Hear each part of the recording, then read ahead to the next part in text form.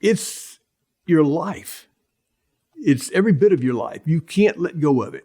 You can't just walk away and be haphazard about who's running it, what's going on, sales, money, everything. You have to stay on top of it, or there's a really good chance it will fail.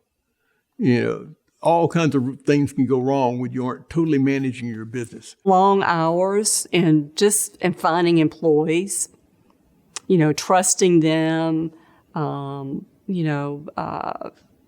I can say I was very picky on who I hired, and you just have to trust people that they will do the best job that they can do, and it's not going to be what you like, but it'll be their personality and not yours.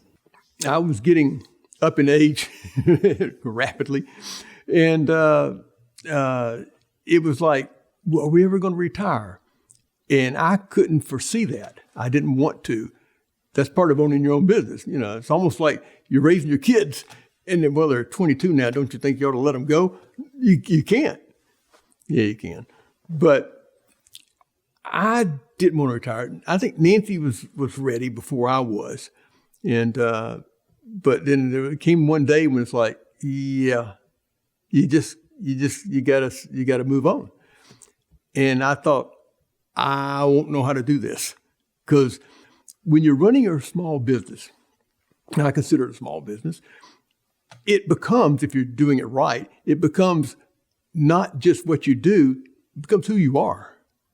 Oh, he's the bird guy. He owns this. She's the lady that handles all this. She's the owner. So it becomes your identity. And I was, I think, somewhat hesitant, like, well, if I don't do this anymore, who will I be? Oh, that only lasted about a week. Like, oh, and we walked away from that side of the business. And I don't think either one of us looked back.